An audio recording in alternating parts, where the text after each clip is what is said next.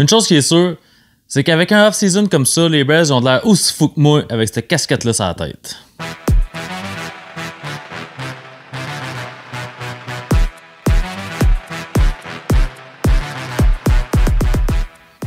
Ah, les Bears.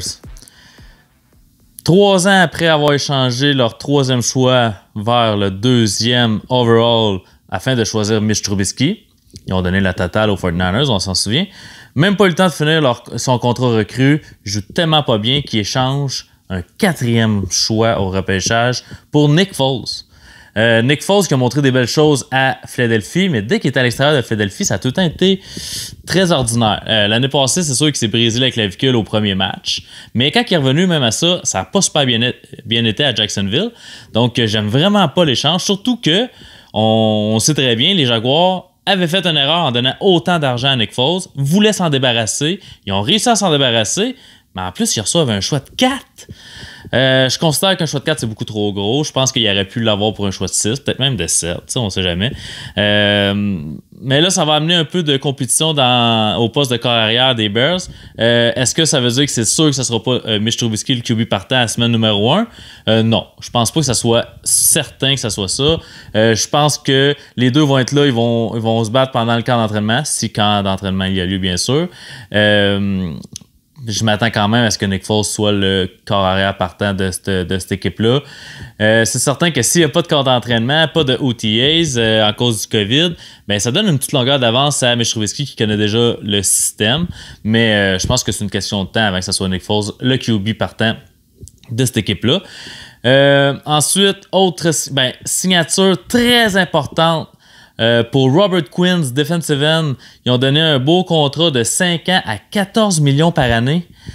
Écoute, Quinn, c'était une machine dans le temps qu'il était avec les Rams, mais ça s'est vraiment gâté dernièrement. Quelques blessures, mais avec les Cowboys, il y a eu une saison correcte. Mais de là à donner 14 millions par année pendant 5 ans, écoute, c'est vraiment un contrat beaucoup trop gros pour le joueur que Quinn est rendu. Il est rendu à 30 ans, il va finir son contrat à 35 ans. J'ai de la misère à voir en quoi, à long terme, ça va être une belle signature pour les Bears. Donc, je suis pas un fan de cette signature-là, même si je suis quand même un fan de Robert Quinn. Je l'étais en début de carrière. Donc, hâte de voir ce que ça va donner de ce côté-là. Deuxième signature que je veux te parler, Jimmy Graham, 2 ans à 8 millions par année. Donc, Jimmy Graham, il s'est fait couper des Packers, pas pour rien. Il n'était plus capable d'avancer sur le terrain l'année passée. La seule chose qu'on ne peut pas y enlever, c'est sa shape de 6 pieds 7. Donc, c'est un bon target, que ce soit pour Trubisky ou pour Foles. Je pense que ça peut amener quelque chose de bien à cette attaque-là, parce qu'ils ont quand même besoin d'un tight end, là. Trey Burton, ça n'a pas fonctionné du tout. Trop blessé, évidemment.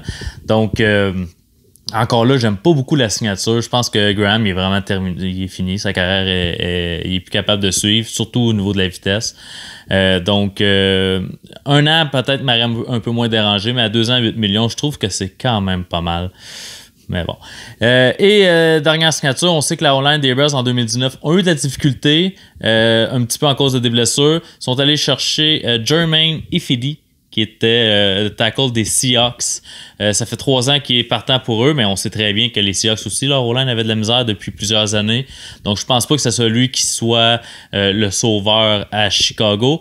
Mais si je regarde le depth chart, je pense que le trou dans lequel il va pouvoir être inséré, c'est comme garde à droite.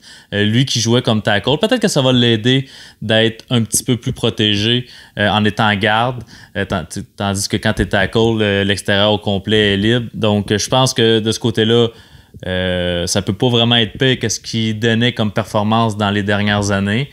J'ai hâte de voir la chimie qui va se développer sur cette O-line-là. Mais c'est sûr que quand t'amènes du gras de plus, c'est jamais mauvais. Donc, pour ce qui est du off-season total des Bears, je suis vraiment pas un fan de ce qu'ils ont fait. Ni l'échange, ni les signatures à gros prix. Donc, je leur donne 2 tatous de Nick Foles sur 5.